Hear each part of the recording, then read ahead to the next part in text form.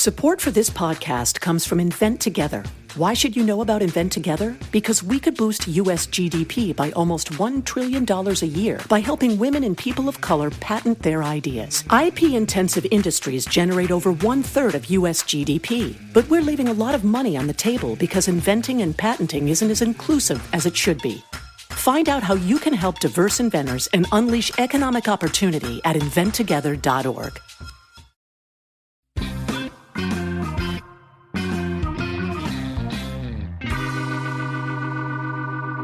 You are listening to the Four Corners podcast with Lenny Marcus. You are listening to the Four Corners podcast with Lenny Marcus. You are listening to the Four Corners podcast with Lenny Marcus. You are listening to the Four Corners podcast with Lenny Marcus. You are listening to the Four Corners podcast with Lenny Marcus. And Neil. Welcome to the Four Corners podcast with Lenny Marcus. Joining me today, as always, is my co-host Neil, working hard, still Potter. Yeah, what's the gravy on that? 4 topics, 15 minutes each. Just killing time. Kill it with us. Our Gmail, Facebook, Twitter, Instagram is the number 4C podcast. Subscribe on iTunes. Listen to us on the Laugh Button Network, thelaughbutton.com. Today's guest is a comedian originally from Boston. We hold it against him constantly. You may remember him from episode 47 of this podcast. Time has since settled down this wild Jew stallion, and now he's a domesticated new daddy to a little baby girl. Aww, a whole new set of problems. He has also appeared on a host of TV programs, including Letterman on Colbert. If this business has a favorite, it's this guy. It's Jon Fisch. Hi guys. Thanks for coming back and doing this with us. Somebody moved homes in a pandemic. Somebody had a baby in a pandemic. A lot happened for you, no? Oh boy. Wham bam. Yeah. Wham bam. So it's so funny too because I see people and they're just like, "You had a kid?" Like, what? I've seen Will so that's 3 times and he's like, "Wait, you had a kid?" I'm like, "I told you the last time I saw you 2 weeks ago." It's actually what you did is perfect planning. Did you know this was coming? The thing is that I will say, people are like, "Oh, there's all these COVID babies coming." Like, she's not technically a COVID baby. She was conceived way before all this. We even signed a lease in February before we knew this all was going to drop. Shit. You know what I mean? You just got lucky. Yeah, that's crazy. Yeah. You made it by the skin of your teeth. You must have been so happy with that. Well, the lease part? No, I mean, you signed a lease in February and they shut down everything in March. Could you imagine if you were stuck in your own place? Screwed. No, because we would. My I don't know what to call her. She's my fiance, I guess. Yeah. She owns a place, so we'd probably be like, I bet we wouldn't even be living in New York until right now. We wouldn't move back until the club's open. Where would have you been? Well, she got laid off as well, so I don't know. Her sister lives in Greenwich, and my folks and brother and his family are in Boston, so I think we would have kind of floated around those places, Oh my God. Yeah. Some people. We live in Queens in Astoria. I was in Astoria for 14 years in my apartment. Mm-hmm. Now we moved closer to the city. It's great to get in the city, but we weren't going into the city. And so it's one of those areas where you walk outside and you got to walk a block until you're like, this is a good place for a baby. Yeah. How's the exhaustion level? So that's the thing. Let's call her my wife. All right. That's what I do. Sometimes I do that. Yeah. It's like, I say it, it's not a joke, but I do say it in front of other jokes on stage. Like, I call her my wife when we're in a good place. I call her my girlfriend when she's mad at me. It doesn't matter. But, we have the rings in a drawer over here ready to go. Nice. But, her sister sleep trained all 3 of their children, and they are like perfect little adult children. I've never even heard of that before. So she did it? She sleep trained your kids? So Lee read the books that her sister suggested, or the book, and we used it like a Bible, and this baby is sleep trained. Like he cries. Like Like when we put her in the hypnosis? crib. No. It's just like a timing thing. It's like, it's like somewhere in between, what's that? I'm blanking on the guy's name that they, the cry it out method guy. Ferber, the Ferber method or whatever. I thought you were talking about the dog guy. What was that guy? No. Caesar? Caesar. Caesar Milan. You stole it from Caesar. Milan. No. It's just this, like you set up your day where it's like, all right, this baby's gonna be up from 8 to 8 and down from 8 to 8, and that's what she does. And she takes a nap in the morning and she takes a nap in the afternoon. Yep. She's And it works. Does it work on adults? Because that sounds perfect. Because I can't sleep. Really? You know what's funny, Neil? I sleep better than I used to because of this. Oh, wow. So it does. You know what I mean? You sleep when she sleeps. Kind of. That's a great rule. I sleep when she sleeps, and Right. it's just like, all right, I can't. I remember Moody McCarthy was telling me before all that. I was like, how do you get stuff done? Like, what do you do when he's like, you don't have time to think about not doing it. You just do what you have to do. Right. And it's the same with sleeping. I'm just like, I don't have, like, in the past, like, I don't drink a lot, but like, I remember a few weeks ago when I did like my first sets that felt like sets again, not rusty. And I was like, and I had, I was like, I would have a glass of wine right now and chill out. And I was like, I don't want to do that. I don't want to be tired when I wake up. Like you do what you have do. Oh, okay. And it takes the guessing game out of it. And it's the same with the sleep. It's just like, well, I got to go to sleep now because that's just the way it is. And for years, I would hear about these 9 to 5 people that like on the weekends would still wake up at 7:30 a.m. And it's like, how do you do that? I do that now. It's like, it doesn't matter if I go to sleep at, 11 or 2, I'm up at 7:45. Yeah. Yep, that's how it is here too. And I'm it's not pretty. And now I can't. Now I will wake up at 7:45. You know what I mean? Yeah. I just wake Preach up. it to the choir, baby. Yep, I know. And this baby is so cute. Looks just like I think she's got those eyes, your wife's eyes. But she will love to hear that. But everyone is like, she looks like you. Oh no, and I think she looks like your wife's eyes. But then she's bald, so there's No, you. Lenny, she looks like you. Oh, she looks like me? Oh, jeez. No, I'm just kidding. I'm kidding. That kid does not look like me. That's kind of a fun. She's cute. Nobody. I'm not a parent, so is it? I do feel like there's always like a competition between like the husband wife, like the compliment, like, oh, it looks like you, like that's good. That's like no, you both want it. No, like, no. I want it to look like Gina. I've been told I'm ugly my whole life. Yeah. Well, that's true. For Birdie's sake, you want it to look like Gina. Yes. And she goes, she looks, every time somebody goes, she looks just like Gina. I'm like, yes. At the same time, I see your guys' eyes when they go, oh, she looks like she has your eyes, and it just and you guys are melt like oh no. Well, there's something like innate or whatever that where they, we heard that they look like the father for a little bit so that the father doesn't like disappear. But like, that gets you. Looks like me. That gets you. Like you like hearing that kind of, right? It seems like yeah. When she gets silly, she's mine, and the smile. But when she's not smiling, she looks just like Gina. Okay. Yeah, thank you. And I'll take it. That doesn't sound very nice. No, it's good. When she's grumpy, she's like Gina. Yeah, exactly. When she's funny, she's me. Yeah. Yeah.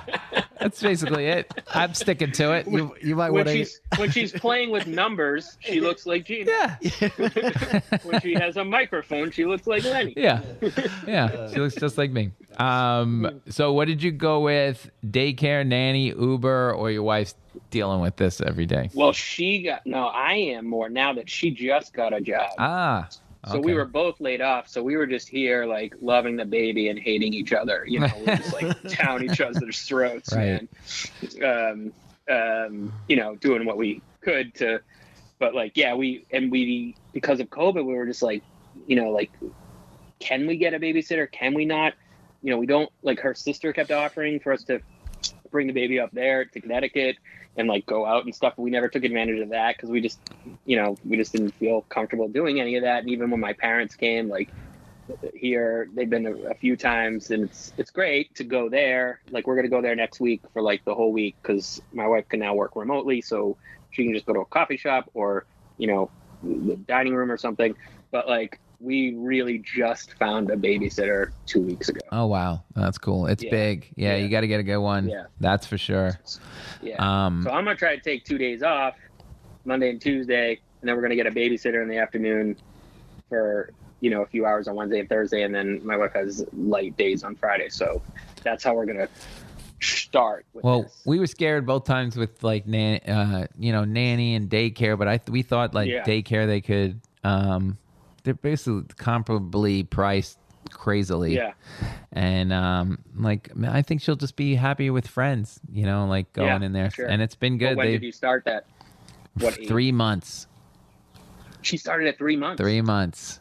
Oh wow. Okay. And perfect world, just because Gina had switched, like one group gave her like 6 months off and one group only gave her 3 months off, and 3 months is just too little, I have to say. And we put her in there, and of course, she got sick like at the 5 month mark and was in the hospital. So I don't know if it was from that. Might have just been, that could have been anything, but no, we looked back and said we shouldn't have done it before 6 months. They have the video though, right? The video you can see the whole time. No, okay. They take videos of them and they post them.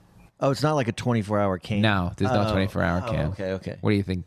They're doing like experiments on them? I don't know. I just thought you could click in at any time and be like, Now there she is. The obsessed parent that misses their kid. I think that's illegal. No, I did walk in there a couple times a day, if whatever, and see that she's sleeping and okay. But they hit you with a text like Seamless. Like Seamless goes, "Hey, your driver's on his way. Your driver's at his door." Oh my God! I get texts from this app, which is great. That's what Birdie has taken a shit. Birdie has fallen asleep. Birdie just woke up. Birdie had peas and carrots. Birdie the thing is like never ending, it's crazy. Bring more diapers, and then they'll call you if it's whatever. Well, is your babysitter going to do that? Or are you going to demand those like 10 texts in the contract?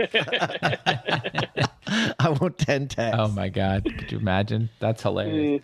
So I watched, and you're writing a lot of jokes about being a daddy. I know. You know what? I don't know about you, Lenny, but I always feel like, I'm not writing enough. Right. And, but then like once in a while you'll see somebody, who's good at like the encouragement. I'll work with Andy Pitts every once in a while, and he'll just be like, so much new stuff. And you're like, oh, thank God, buddy. And it just puts me at ease because,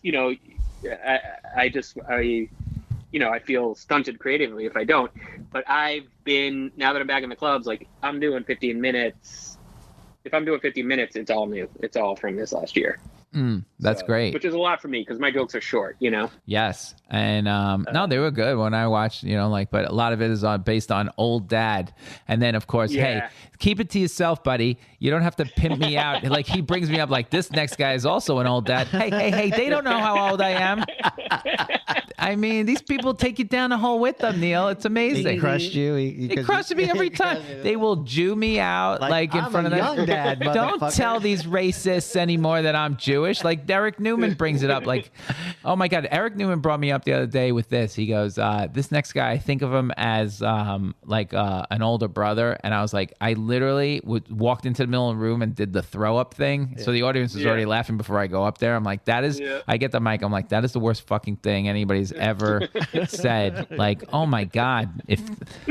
They wasted this guy. So he's like cute. This guy, Newman, right? So I go, I say something like, oh my God, he's got the most punchable face in the business, I go, they wasted try to cute. Save it all. Yeah. Okay. For the outro. Wait, so I got questions for you. Like I don't try to, bury the lead or anything. Right. Or that's not the right expression, but I don't try to tip anything off. I wait for the outro. And most of the time I don't care, but it's always funny. Like, Jesus, will ya? Wait, I have especially when I like have questions for both of you guys. So what's it like getting up on stage in this crazy thing? Has it been just weird, like with people and the crowds and? What's tough is that I don't know about you, Lenny, but like it's I don't feel like the audiences don't understand that we could be rusty. Yeah, they don't. They're waiting for the big. They're like, oh, don't you just come back and you're just the funny person? Like, so it's like, we're getting our timing down. Plus, we have there's this whole momentum thing with the microphone. We have to like take an individual microphone. Host unplugs, and then next act plugs in their own microphone. So there's a whole like few seconds where you lose It's just any momentum. dead. They're clapping and then they stop clapping. Yeah, Oh, and there's a you're still whole trying to figure psychology. out. You're trying to put the Yes. 3 holes in. Yeah. Like it's not matching up. Yeah. Oh, that's a nightmare. I mean, you could take a guy like Greer Barnes, who is like, you know, arguably one of the best comedians in the last 30 years in New York City. Yeah. Watch, he's so smooth and jazz-like in his approach, but he actually, you know, I just thought of it now. It's like he gets on stage, and from the first thing he says is a whole timing thing from when the audience finally dies down from giving him that introductory clapping. Right. He's just like, yay. And it's just perfect. It's perfect, and it's timed, and it's, I haven't seen him yet, but you know, there's a whole thing to a lot of it that is jazz like that. There's plexiglass in front of us half the time. So we're getting, not only are we just rusty from not getting up regularly like we used to, but there's like different things going on. Yeah. And where it's interesting is in the places that we are used to. I don't find it as difficult in the places like the Fat Black Pussycat. We're doing shows in the bar now, which we never had. So it's a totally new space. So I'm not expecting anything, you know, whereas you're in the original Comedy Cellar, you're gauging it versus what you're used to. It doesn't bother me at all. It hasn't bothered me one bit behind the glass. I just bang on the glass if I get upset. Yeah. Does the glass go to the ceiling? Yeah. It goes about 8 feet. It goes high. Yeah. I noticed that with Sherrod. Sherrod just like owns any space he's in. Yeah. Like Sherrod Small is like, I think about this often too, whenever I see Sherrod. Like Sherrod is just so funny any room he goes into. I remember doing an audition for something and I'm feeling like I crushed it so hard. I never crush auditions. It was like you had to write stuff and then perform it for them in this little room for just a bunch of people. And I was like shaking hands and saying goodbye. And then Sherrod was next, and I literally go, "Call me if you need a writer." Because he's just, you know, he takes over. It's just and so him the other night he was doing that thing. Remember when like there was like a 4-person dais for something with like Shandling, Seinfeld. I think they were getting interviewed, and Robert Klein, and one of them stood up. Yeah. To act something out. Right. And I think it was Shandling was like, I didn't know you could stand up. I didn't know we were standing up here. It's like Sherrod was like against the glass and like doing stuff. I was like, oh, he's just using the space like he always does. So yeah, we're all getting used to it, I think. Yeah. Although Lenny is apparently used to it already. I know, I'm not used to it. I mean, I just have to tell jokes into that stupid mic, laugh or not laugh, you know? Yeah. So you had a year to think about it, and I want to wrap this segment with this question. Okay. What's the dream gig now? You had a year to plan it all out. You got the baby, you got the wife-ish. You got a master plan? We had been talking about this kind of before we left. Yeah, I wish I was able to put more into it. I did do a bunch of applying and stuff, but I would love to get on a writing staff at this point. There you go. Know, like I've always been depressed on the road and stuff, so, you know, and more of a writer comic. Right. So I'd be perfectly happy like writing all day and seeing my baby at night and like getting on stage like 3 or 4 nights a week to tell jokes. All right. Yeah, all right. Let's keep it in mind. We can make that happen in this world. Thanks, buddy. You got it. All right. Let's go to the second one. Yoga. Back in the day, Jon Fisch would be walking around the city with a yoga mat and, you know, sweating all the time. And this man can sweat like nobody's business. Did you do it in the pandemic? You still doing it? What's the yoga situation? The yoga situation is at an all-time low since I've started, but my yoga studio did open up, although I don't see myself having like an hour and a half to go to a class. Yes, and let me ask you this. You were doing Bikram, which is the hot yoga. That business is over. That is like... Am I wrong? I mean, people are still doing heated yoga and hot yoga, but yeah, those that guy's like got lawsuits up to his eyeballs. But I stopped doing that after I think 2 years, maybe 2.5 years. I couldn't believe when I heard other people telling me that they stopped. I was like, this is the best thing ever. And then I hit the wall and I was like, oh, okay. But like when last spring and summer, my wife is a runner, and so we would walk down to the Astoria track. She would run around, and I would do yoga in the middle. Whoa. There's a track. Your wife's running around the track, and you're in the middle of this yoga, like these old ladies I see kind of doing Tai Chi in the park. You're like in Central Park by yourself and just throwing down a mat. I like that. No, I would just go on the grass. It's like a turf thing, and there's like, there's people playing soccer, throwing football. And you're in the corner, just yoga. Yeah, you can focus. I'd feel like, shit. What damn. There's enough people doing weirder stuff. And there's also, it was the time where like people were literally doing their workout class, starting to take people like outside with like, dumbbells and stuff like that. People were leading their classes outside, so it was like there was nothing off limits. What I mean? That's true. In New York, no one even paid attention. Just stay 6 feet away from me and do whatever you want. That's funny. We would take Birdie to one of these playgrounds, and there's this whole group. Oh my god! Of they're working out their martial arts. Beginners class in full martial arts outfit. They're everywhere. I mean, they're all over the park. But that was one of my favorite scenes in Bridesmaid, when they're kind of like freeloading off the group. Like I don't think that's a bad thing, because everyone's now out teaching their classes in Central Park. Right. It's like that's where all the and also there's I don't think it's any weirder to do yoga than it is to do stand-up shows outside. Absolutely. And I was doing one for Stand Up New York, and I was looking for a bathroom, and I ran into like 2 other shows. Just in the perimeter. One in the bathroom, one in the stall. I don't get. Yeah. No, they're just like, here was an open mic. Here's another guy. You know what I mean? That would be hilarious. It's in the bathroom. There's 2 people at the urinal, and John's in the corner doing this. Yeah, I guess you could go to. I tried to do it at home.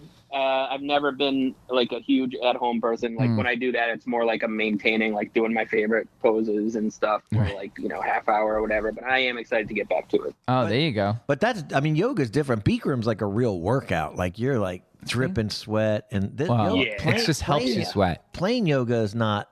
No, it's pretty intensive.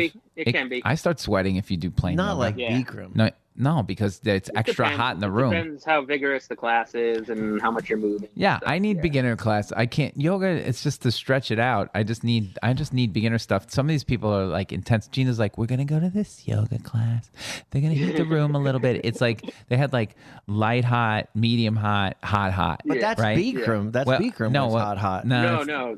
Bikram is like 150 degrees. Yeah, stupid. Bethel came home from Bikram, and I thought she was almost dead at times. It just kicked the shit out of her. But there's 90 degrees. There's like other heated 80 degrees. Do a flow.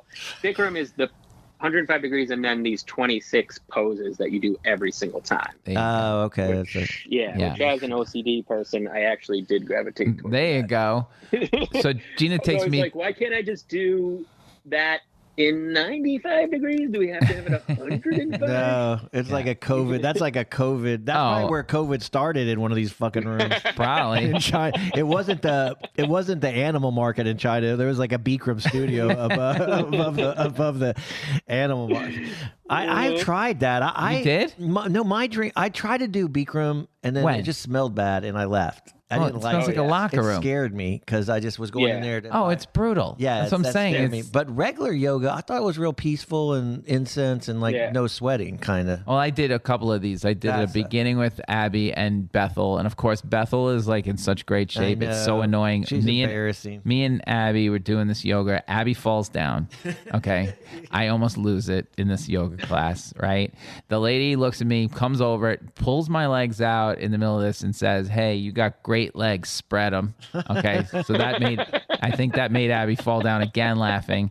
And then of course we look in the corner, and she's like, hey, if you can do this is the advanced pose, but don't do that if you haven't done yoga. I look over, Bethel's like folded into like an origami pose, like it's ridiculous. Yeah, it's so ridiculous. And then Gina took me to one. Just come with me. I'm like, I don't want to do the hot yoga. Just once. Okay, so I go, and it's not disgusting Bikram, but it's up there. It was in the 90s in this dark room, and it wasn't beginner. She's like, no, this is beginner. No, it's some kind of flow class, like you're saying. They show you the pose, they show you another pose, and you go from one into the other. That's hard. Yeah, I got to learn choreography now. Are you fucking kidding? So I'm like, body shaky. It was an hour, 50 minutes in. First of all, I'm always behind because I can't walk and chew gum at the same time, right?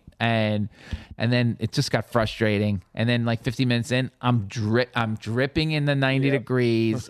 Can't do the flow.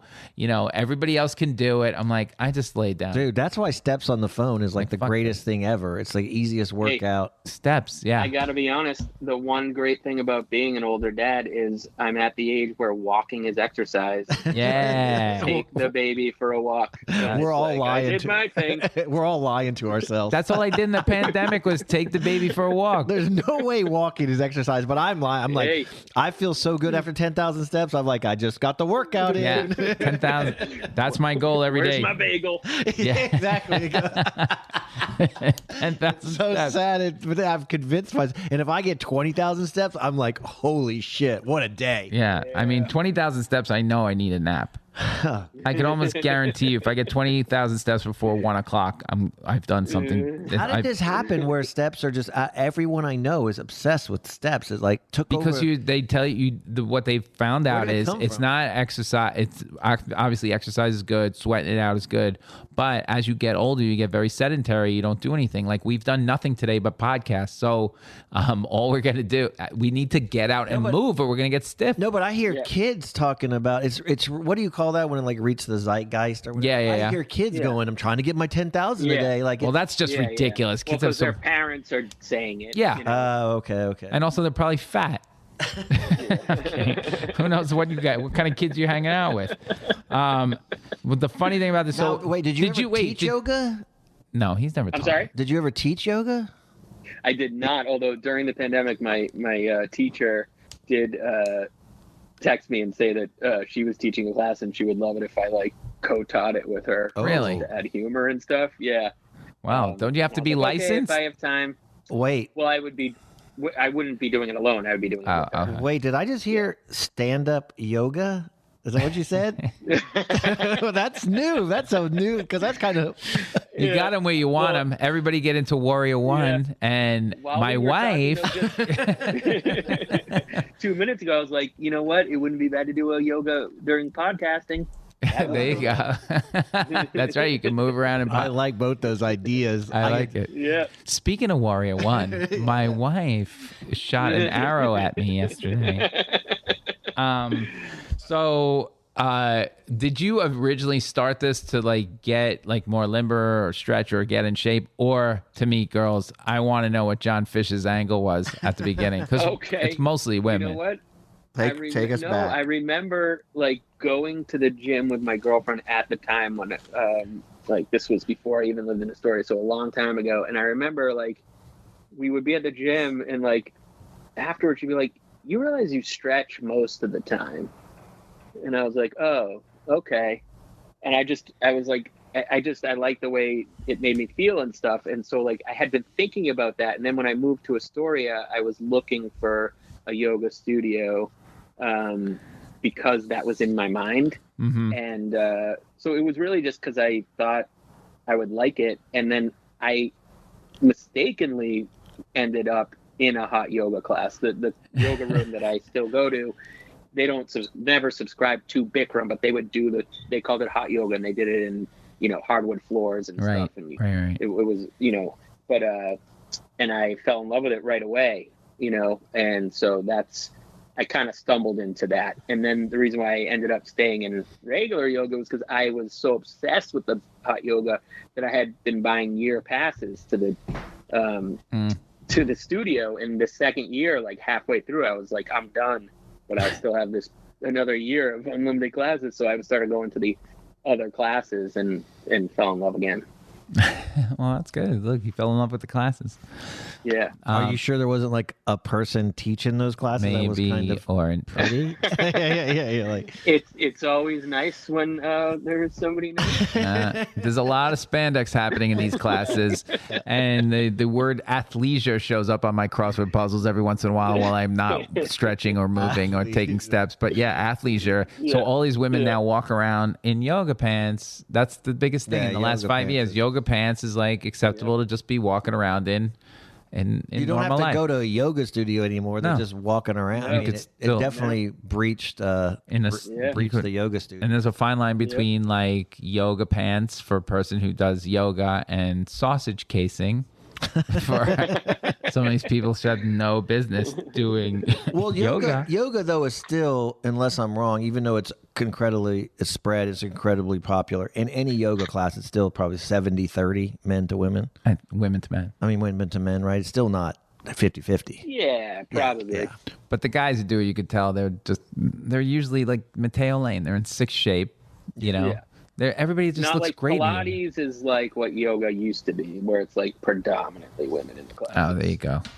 Yeah. From when I peek in. But it's not a fad. We were talking about exercise fads. Yoga's been around. My mother used to sit in the den and do yoga in my house. And she's just like, leave me alone for 20 minutes, Lenny. So she did. Leave her alone to just do. They used to have it on PBS at like in the morning. You could watch it, and the lady in the red leotard would do this yoga thing. I'm like, what is she doing? Why is she doing that, Lenny? You mean the one give me 20 minutes alone? She does the chair workout. That one that's like 6 a.m. She does the chair workout. I was like, chair workout. I don't know. They used to have a bunch of them, but it was always this lady in the red leotard. Okay, now, and my mother would attempt these yoga poses. Shit. I'm like, I don't know what's going on. I'll just leave mommy alone.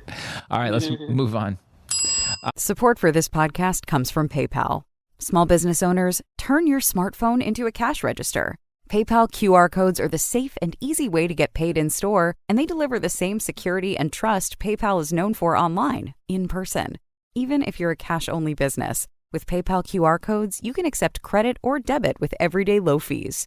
There's no additional hardware or software needed. Generate your unique QR code from the PayPal app and display it on your device, or print it to display in store.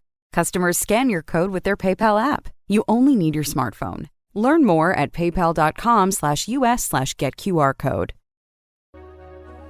This episode is brought to you by Xfinity. Do you like free stuff? Well, listen up. Xfinity Flex is a 4K streaming box you get free with Xfinity Internet. Plus, Peacock Premium is included at no extra cost. That's a win-win. If you have Xfinity Internet, entertainment starts at free with Flex. So go on, get really into your shows. Xfinity, it's a way better way to watch. This episode is brought to you by Simply by Frito-Lay. You have enough on your plate, but now there's one less thing to overthink with Simply by Frito-Lay. It's your favorite Frito-Lay snacks with ingredients to feel good about, like Simply Blue Corn Tostitos, Sea Salted Ruffles, and White Cheddar Cheetos Puffs. All made with no artificial flavors or colors. So enjoy what you love and look for Simply brand snacks online or at a store near you. The third one I want to do, your dad is an optometrist, yes? Yes, retired. But yes. Retired optometrist, and oh God, Barry Fish, if I'm correct. And no, we glasses. That my whole life has been glasses. So it's a nightmare for me right now. For you, that's right. Neil doesn't even understand what nearsighted and farsighted is. I'm pretty sure. I've never had glasses but I can't see them. That's not true. You've been wearing them you wore them to the movies every once in a while. Yeah, no, I can't see far away. Right. But I rarely wear those. Right. Neil, what are you going to do on the court?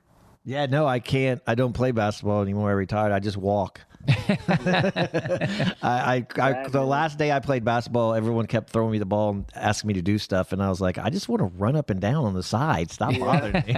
And I was like, it's over for me. His ankles. Neil, one false move, he's limping for a week. No, I got plantar fasciitis. That was. Oh, you did? That's because you don't stretch. Yeah, That's that was the literally that you was don't the stretch. end of it. I couldn't take that. That was painful. Neil, you got to come to yoga with me. I know. Right. I'm looking for something. I might. But no, glasses has been a nightmare for me in the last year. I just went to the doctor. And he said you need progressives. Well, first of all, I went and got a pair of glasses to see far. Yeah. After we went to LA and I had that meltdown, I was like, okay, I got to get glasses. So I got glasses, and then he gets me reading glasses, and then I'm like, and so I'm wearing them, and I'm seeing great far away, but then I can't see anything like in the middle. It's kind of making me dizzy. And then I can't read now. It's all falling apart on my computer. I can't read. So then I switch glasses and I'm like, this is fucking ridiculous. And so now I'm just like, I'm like becoming like the stubborn old man that won't see anything, and he'll just sit in his chair. Yeah, you need reading glasses. So then I went to another doctor. He told me to get the thing we talked about. That's my next venture. Oh, the progressives. Okay. Yeah. Progressive lenses. And I can't do progressive lenses because it make me throw up. Yeah, that's what these glasses are making me throw up. You know why? I'm convinced I can't have progressive lenses because you need to keep your head straight and you just move your eyes. So wherever you need to go, you just look down with your eyes. And I have the world's worst posture, so I can't pull this off. So it's like, okay. So I just have bifocals, and there's a little line, and then everywhere I go, if you go to an optometrist, nobody even cares. Nobody ever says anything. But if I see anyone in the eyeglass business, they go, "You're too young to have bifocals." You're what? You're too young to have bifocals. Oh. Like, I like them. I just look, I'm mostly looking up, but if I have to read something, I look right through the little section in the corner, but it leaves a little line. It's not my problem. Fix your fucking glasses. Figure out how to get rid of that line. Can't you just make Can't you make the computer print bigger and bigger every time? I could, but then it doesn't fit on the computer anymore. That's what my dad did, and he's like, I'm missing half the page. I'd go over there. Yeah, because the print is like 120 font. What are you doing? You know? My dad. You guys let me know which episode it is that I can learn more about Neil's meltdown.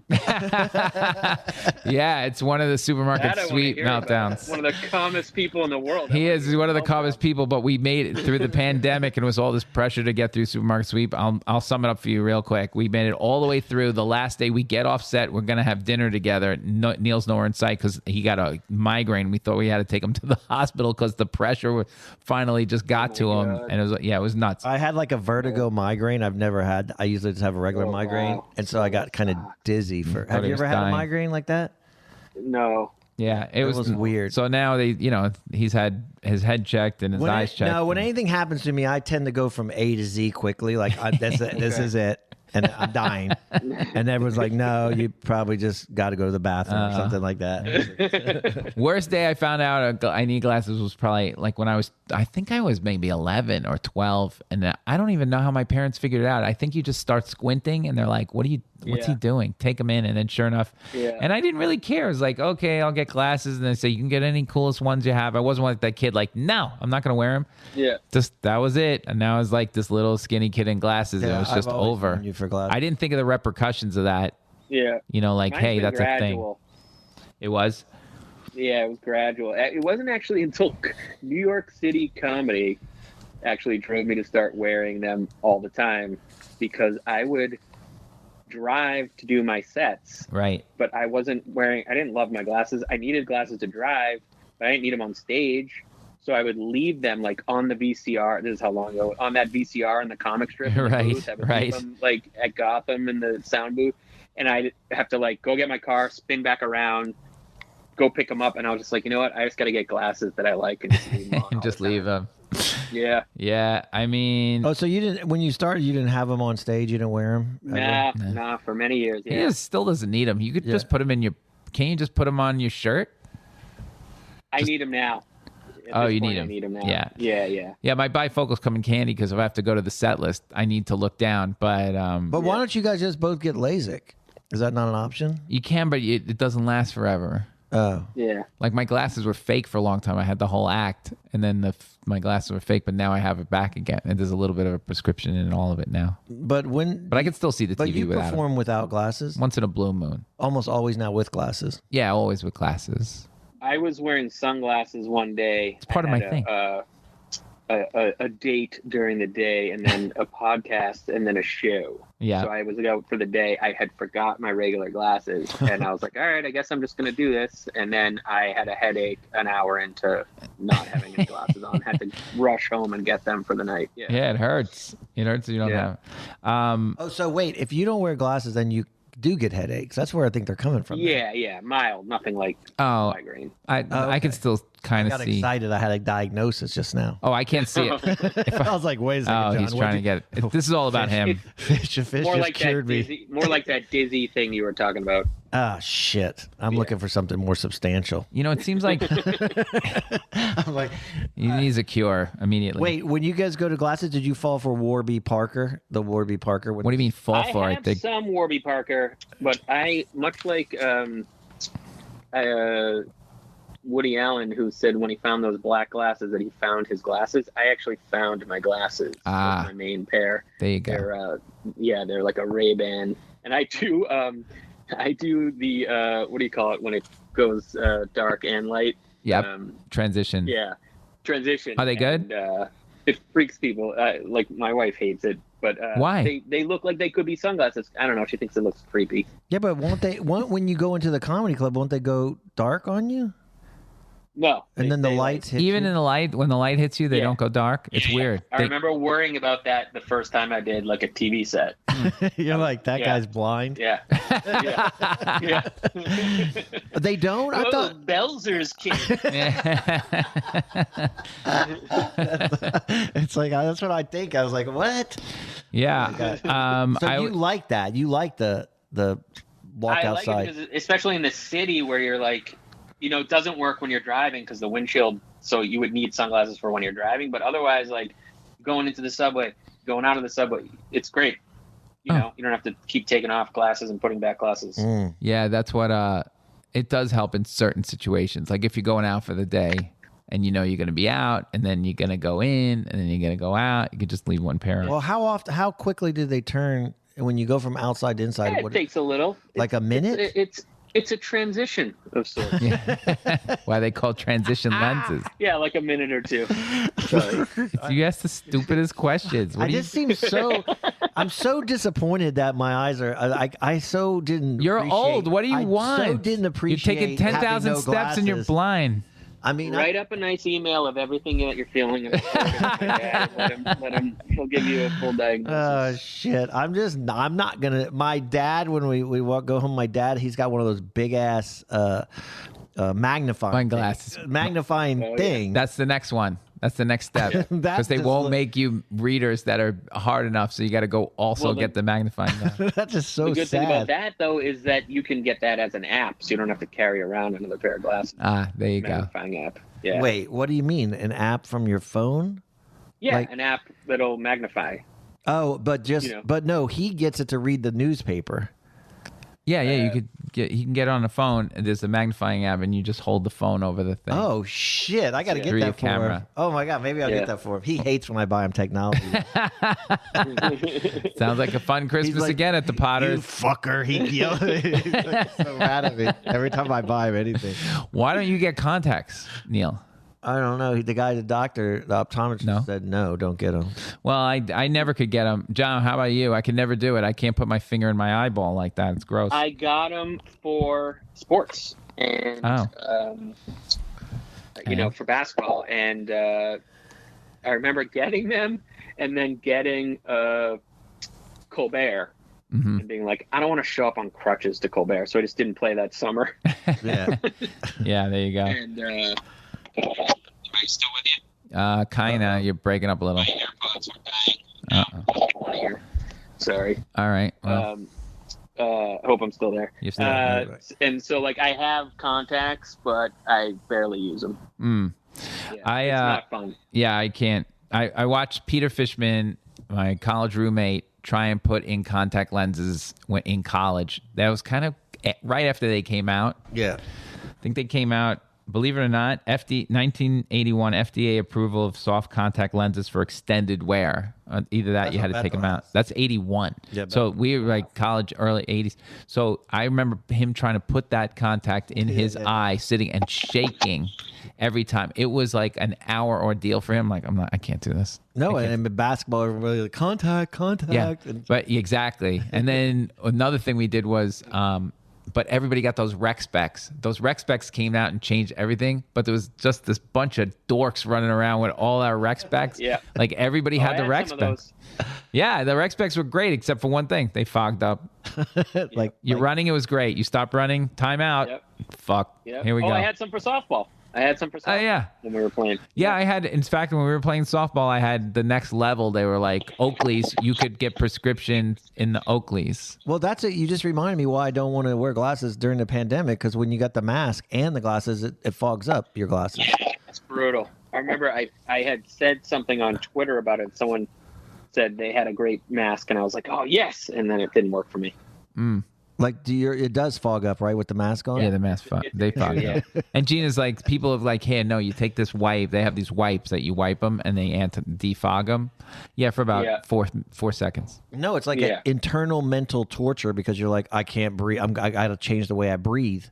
Well, so your don't fog up, and before you know it, you've held your breath for like an hour and you can't just breathe. Stay away from people and pull my freaking mask. The best ones are those blue like hospital ones. Those are the best ones. Oh yeah, they can breathe a little bit. Oh, they don't fog up? Well, it has like a little bit of. They do dual action, like they keep the stuff out, but they're a little bit vented, so you can. What a freaking nightmare! Oh, it's a nightmare. If you wear glasses, it's a nightmare with those masks. You know, I had everything too, Fish. This is for your dad. Aviators, rimless, two-tone. Now it's clear frames, color frames, light changing. None of them eliminated dork. None of them. All of them. That list that you just said says dork about as much as I've ever heard. Yeah, I've never heard that's a better description of a dork than that. If you read that list again, read it again. Sure. Aviators, rimless, two-tone. Now it's clear frames, color frames, light changing. None. What's two-tone? Two-tone is like the frames are two-tone. Are these two-tones? Is this one color? Yeah, it's one color green. But like the front of the frame, like tortoise. Oh, I got it. Like the FBI people, you know. Oh yeah. They got the top of it and the bottom is white. Yeah. I like those kind of glasses. Do you? Yeah. Okay, good. Maybe you can get it there. I mean, you're dead. And like my whole life is in pictures.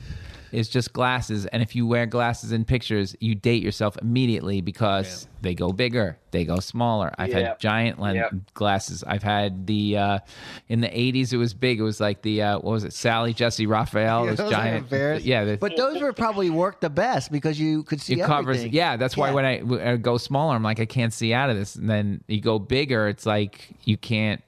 It's just like you just feel ridiculous. I'm wearing a windshield. You got to find your timeless pair. There is no timeless pair. Trust me on this. I think I found it.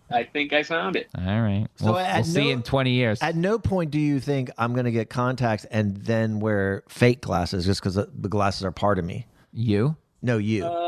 For Lenny, he did that. I did that. Yeah.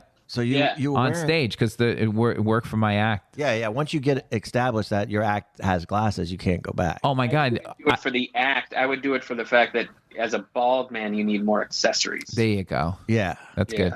Well, I was doing it. It's funny. I wanted to get.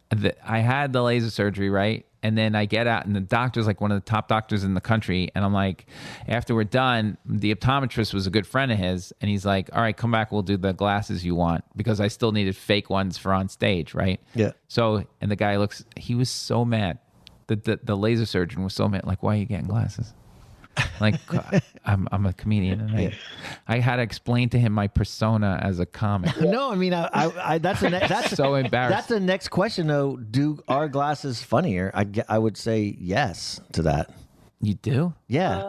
No, I don't. If I didn't have to wear them, like if it didn't work out for me early on, I don't really care anymore. I don't reference it most of the time. When I did Avi, I thought it was really funny to have the glasses on. It made me funnier. Mm-hmm. Did it? Yeah, I don't know what it was, but it made me feel funnier. And then Bethel just maybe you should do them when we do the podcast. Put them on. I'm an informational person, though. You told me that I do information on this. I'm not supposed to be funny. No, do you guys think that glasses are funnier? Like the beard? That is interesting in the way that glasses aren't considered cool. Being you don't uncool. Want your comedian to be cool. Yeah. It works to your advantage if you're uncool and they think, Or specifically if someone was too good looking, like, you know. like both of you really guys, good-looking girl or Gary Gulman or something. Let's put it this way. Let's put it this way. The dorkier I look, believe it or not, even though in real life I get shit on constantly my whole life, when I start ranting and raving as a dork, people think, oh my God, this is ridiculously funny. The dork's gone wild. Yeah, that's what I like. Yeah. So work can work for your persona. But if you take off, we've had this conversation before. Yeah. If you then take off your glasses, then I feel like you're trying to be good looking or trying to be a hot guy. Well, that is the Dan Natterman question, right? We talked about this. Like, he shouldn't take them off. No. Right. It doesn't He's work. trying to be good looking. And it doesn't really matter in the end of the day. But casting would be like, what's he doing? But we're talking about glasses, and there are two stories. The most iconic scene we all know in every movie is when the girl takes off the ugly glasses. duckling. Right. And she takes off her glasses. Yeah, I think that's still a thing, unfortunately. I like girls in glasses. It didn't bother. Yeah. There is a Dan Natterman headshot at the comic strip with those giant framed there you go. glasses. That is one of my favorites. It is kind of true. You can't escape it, man. They'll come for you.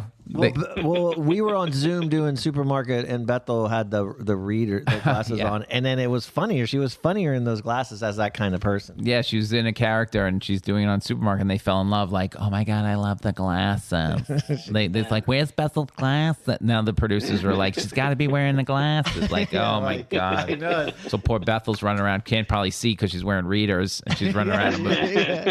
I give up with this. All right, let's move on. Wow, again, what a topic, glasses. Glasses, the simpler the better. All right, the fourth corner we're going to do today is a sports quiz. Neil, please go into Birdie's room.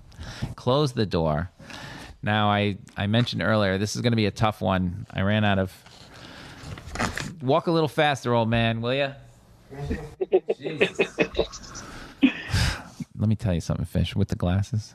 I mean, he's ridiculous. He doesn't know what nearsighted and farsighted was. So he's like, I give him my readers. He goes, I can't really see that. I give him my readers, which I have so many pairs of glasses that I have like a light level on old ones. I pull it out of the drawer. I'm like, here, try these. He puts it on. He goes, oh no, I can't see anything. I'm like, how? Are you sure you need readers? It's weird. They're just basic readers you would get in the store, you know? Right. All right. This is a Boston sports quiz. Oh. Yeah. Nice. And it's true, false. Okay. Okay. All you got to do, I'm going to give you the athlete and the Boston town that they come from. And you just got to tell me, is this the real town that he came from or false? Oh, okay. Yep. So I don't know if you even know the town, but Boston people there seems to be a ton of towns, and it seems to be like a thing, right? It's like a thing. Where are you from in Boston? You say, I'm from here. And people like, oh, okay, you kind of know the kind of person is from there. We don't do that in New York. Like people go just Long Island, Manhattan, the boroughs. It's only 5. No. Yeah, each town is definitely a specific, and I will say knowledge from comic. Oh, I lost you there for a second. You know, and someone's like, I'm from Acton. I'm like, wait, John, I lost you there for a second. You know. Oh, there you go. I lost you there for a minute. I've done a show in almost every place from Maine to Rhode Island, so. John, can you still hear me? Oh, shit, I lost you. Yeah. Sorry. That's okay. These headphones. To speaker for a second, just because. Sorry, how's that? Is that all right? That's all right. I lost you there for a minute. So you were saying about the small towns, like when you do gigs. Every town, it's like, oh yeah, I did a show there at a hooligan. You know, I did a show there at an Elks Club. I did a show there at a Marriott. Like you've done comedy everywhere from Rhode Island to Maine. Yeah, it's funny. Yeah. All right, let's do this. Like I said, I'm going to give you the guy. I'm going to give you the athlete. And I'm going to give you the town. You just tell me if it's true or false. Okay. All right. Rocky Marciano, Brockton. Yes, true. That is true. The Brockton Bomber, actually.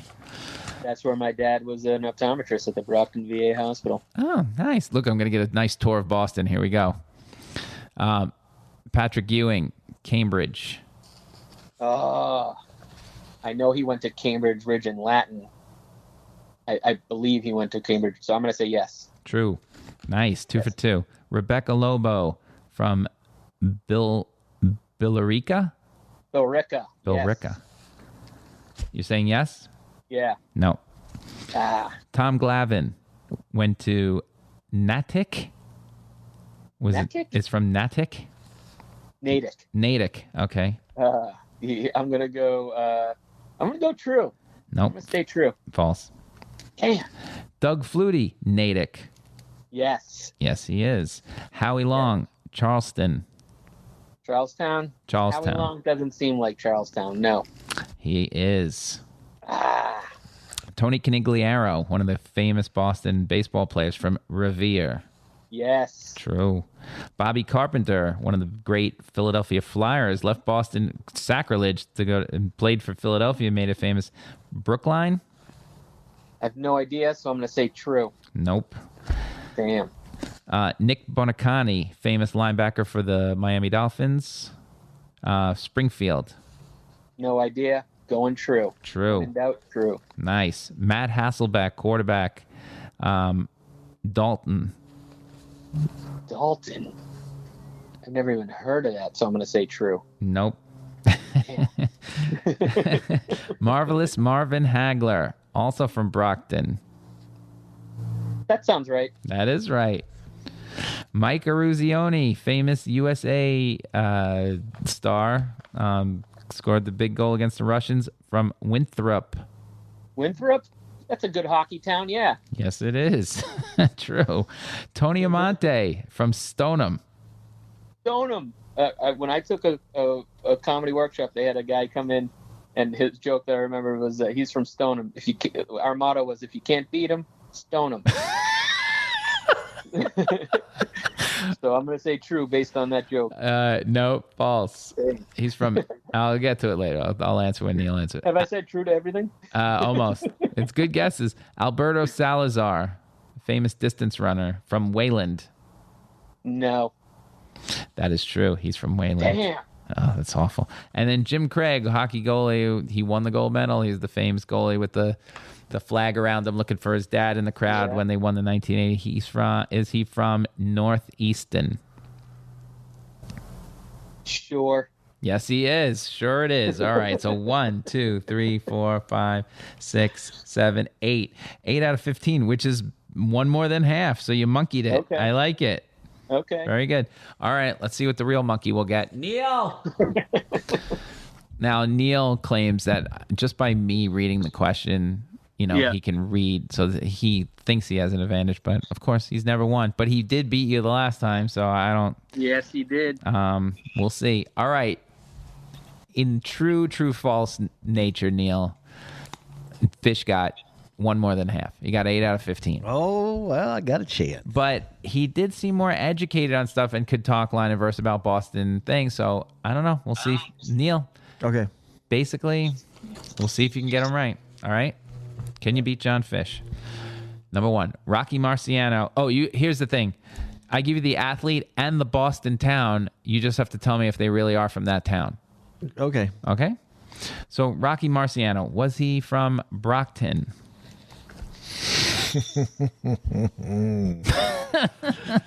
Now he's just staring at me. John. It sounds so obvious. It's like Brockton. It's a tough town. Rocky would be there. False. Nope, it's true. He's the Brockton Bomber. If you would have looked up when you asked me, but you looked down. And I'm trying to keep a stone face, John, is what I'm trying to do. I didn't know you looked down, knowing that if you looked up. First of all, that's the easiest one on the whole list. His nickname was the Brockton Bomber. I didn't know. I knew that. That's why I said it sounded like tough, the Brockton Bomber. Okay. Number 2, Patrick Ewing from Cambridge. True. That is true. That one I know. You do know that one? Yeah, I remember that one because he went to Georgetown. Jeez. All right. Rebecca Lobo from Billerica. What is it? What's how you pronounce it? Billerica. The fact that he knew it and knew how to pronounce it, and she did go to UConn. I'm saying false. It's false. Yeah. Rebecca Lobo was from Southwick. I can't believe it. You know why? Because John gave that information too quick, trying to fool me. All right. I felt that. I just know the town. It's like when someone says Peabody, you're like Peabody. Oh, no. I took it as you trying to say it real fast, to fool me. What town was she from? Yeah, I don't know. She was from Southwick. Okay. All right. Tom Glavine from Natick. True. That's false. Dang Natick like the hot dogs? Yeah, I don't know. That's Natick. Natick the hot dog. No, Natick. Natick. Oh, okay. I just got the spelling. Doug Flutie, also Natick. True. That is true. Yeah, Boston legend. Howie Long, Charlestown. The Long family's from that area? False. No, that's true. Oh, shit. Tony Canigliaro from Revere. I believe Bernadette Pauley is from Revere. Yeah. Tony Canigliaro, Revere. False. No, that's true. He's from Revere. Shit. Bobby Carpenter, the famous flyer.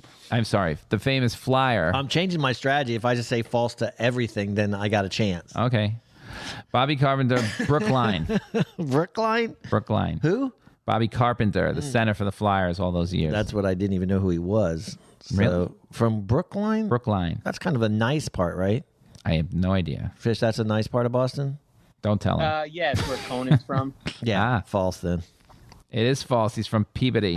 He's a hockey player. Don't help him. No hockey players are from nice parts of town. All right, Nick Bonacani. You know who that is, yeah, I know linebacker. him. Yeah. From Springfield. Yeah, I would say that he was a Miami guy. So he, Springfield sounds kind of right. Yes, true. It is true. Jesus, 1, 2, 3, 4, 5. What? Because you thought Springfield was a nice place? Yeah. I was like, it sounds could be nice, Springfield. Isn't that where the Hall of Fame is or something? Yeah. It is, but it might be one of the worst towns in it's Massachusetts. All they have is the Hall of Fame. Actually, I had a real good barbecue there. Okay. Matt, he's like, no, you didn't. I did. I had real good barbecue downtown. We did a theater. Good barbecue. I did a theater. Boston. I'm telling you, there's this bizarre, really good barbecue place downtown Springfield. Okay, Matt Hasselbeck from Dalton. False. That is correct. He's from Norfolk. Amazing. Marvelous Marvin Hagler. I just want to tell you that I've got Lenny's tell. And okay. It's all over. I got it. It's all over. You didn't win yet. Go ahead and ask that question. Marvelous Marvin Hagler from Brockton. True. You got the tell. I got the tell. What are you saying? It only took you 3 years. Yeah, I got 4. it. I got it. Mike Eruzione. He's covering up his face now. Mike Eruzione from Winthrop. True. Come on. I don't have a tell. I'm just reading it, John, and going silent. Tony Amonte. False. I can tell. No. That's right. Yeah, I got it. This is amazing. This is amazing. All right. Alberto Salazar. Wayland. Yep. What? What's that's false. No, it's true. Oh, that's because you're oh, you gave yourself away. I don't know what you're doing. All right, where are we? 1, 2, 3, 4, 5, 6, 7, 8. You're tied. Okay. You're tied. If you get this one, okay, you win. Okay. If not, we go to the bonus. Got it. Jim Craig, the goalie from the 1980 hockey. Mm-hmm. Northeastern. That's false. Nope, it's true. Oh! You motherfucker. You don't know shit. He changed. I looked right out. He changed up. All of a sudden, he looks at me in some weird way that he's never done before. I know how to fake you out. All right, so you guys are both like a great hitter. He readjusts. That's right. You guys are both 8-15. All right, on that one. I'm gonna give you the. I thought I had his tail, and then now you knew I had it, so that now I'm just gonna read this name. If you guys, anybody can tell me where they're from in Boston, the town, I'll give it to you. I don't even know towns in Boston, but okay. I just read you 15 towns. Got it. But and then we'll go true false. So everybody get their answer lock. Does anybody know where Pat Bradley, the golfer, Brookline? That's all right. John, do you have a guess on the town? Ipswich. Good guesses, both good guesses. Not true, but all right. So now I'm gonna give you a town, and you guys can both yell out your answer, and we'll see what happens. Okay, true or false, right? Yeah, true, false. Okay. Westford. True. I'll go false because he said true. The answer is true. She's from Westford. First woman to win all 4 majors. Pat Rowley. It sounds like golf. And there you go. And Jon Fisch wins it again. Redemption. Nice. Redemption. That was fun. He got me on the old stare down. Nice. Neil outsmarted himself. He had a nice run there. It was really fun. The way we end this show every week is one good thing or one bad thing of the week. I will begin my good thing of the week. I have no bad thing of the week. My good thing of the week is the MTV Movie and Television Awards. We're less than 1 month away, and Neil and I are writing for that out in Los Angeles. We're trying to figure out when we're going out there, but it's pretty exciting. We have a ton of work to do, which is why we're getting 2 podcasts today, and Jon Fisch will be airing while we're out of town. Nice. That's which awesome, is good, guys. but we got to get cracking, so I need to get back to work. Neil? Actually, let John go, and then you can go, Neil. John, you go, Neil. Okay. I'm still thinking. All right. Okay. Well, I definitely have a bad thing, but no need to talk about it. So I'm going to go for the good thing. Keeping it simple. Keeping it simple, just like the... Saturday, I walked through Central Park and saw the cherry blossoms.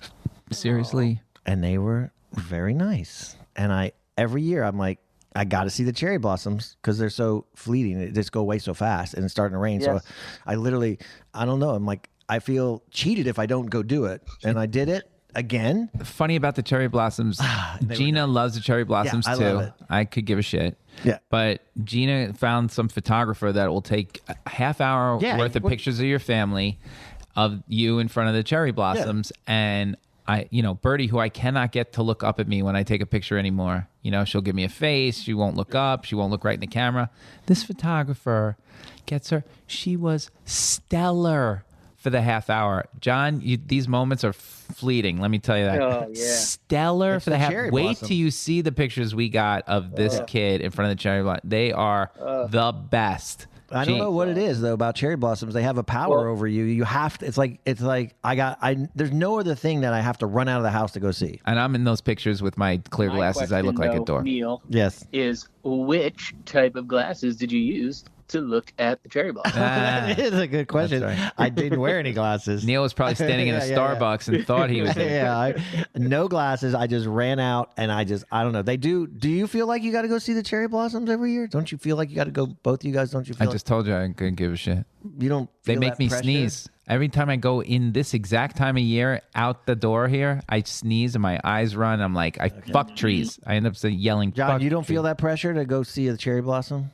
I have to be honest with you. Last year was the first year that I heard so much about the obsession with the cherry blossoms that this year I did notice it and it was wonderful. But I feel like it's part of just being outside. I'll see them, but I didn't know I needed to go You're not driving to DC and staying in a hotel like me and Bethel did. Yeah, you guys are ridiculous. That's too much. That's 2 bored people with no children. That's what that is. Yeah. Okay, John, one good thing or one bad thing of the week? Well, the good thing I would say is that our baby is standing and she any day is about to take a step. So I think it's exciting. It's exciting. So she's right around 8 months. She's 9 months. 9 months, yeah. Oh, that's funny. So you're on step call, so to speak. You're got to be there for that. Holy shit. I just ordered a giant pack and play. Good item. And do you have the camera ready to go? Is that I mean, we always do with our phones and stuff, but that the other thing is there's so many of these moments that I don't want to miss fumbling for something, so I'm trying to just take it all in, and then if I catch the second time she did it, that's fine too. You need that's kind of interesting. You need a body cam like the cops. Yeah. Just keep it on anytime you go near her, so you pick up the footage. Yeah, but that means when something great happens, it won't be on. Yeah, if it's the cops. And in case you're in a rough area, you can also tape it, so maybe you have evidence of everything. Okay, the permanent body cam. The bad thing would be that our daughter is about to start walking. Pack and play. That's right. And I just want to tell you guys, we came up with 2 Shark Tank winners today. You did? Nice. We did. Yeah. First was the one you just said. The pack and play? What do you mean? The body cam. The body for, cam. For young parents. And the other one was? And the second one was a stand-up yoga. Stand-up yoga. Stand-up yoga. Yeah. And I still think bifocals without that line to make it look ridiculous could help. Yeah. So 3. 3. That's definitely, what's his name? Oh, she would do that. Lori, what's her name, would do that. Oh, okay. Well, I'll get right on Shark Tank, and we'll do that in our spare time, Neil. Jon Fisch, thank you so much for doing this. Jon Fisch's website is www.jonfish.com. Twitter is JonFish, and Instagram is @JDFish. Johnny, the best. And congratulations on Congratulations, to Tallulah. And, I'll call Hollywood while we're out there and see if I can get your writing job. And I love seeing you on the quiz shows, on the quiz games, on the quiz games? the monthly quiz. Yeah, we're done. I love seeing you. That's the only time I saw you. Yeah, and trivia. It was always fun to see you. It actually helped because it's funny. I haven't seen anybody in a year, and then you see him on the quiz, and I did talk to people on the phone. And then when we all walked back in the clubs, like, oh, hey. It wasn't really special anymore. We had seen each other. No, it was cool. And I'm good friends with Jeff Foxworthy. Yeah, Tony Dale. God bless Tony Dale. All right. We'll see everybody next week. Bye. Bye.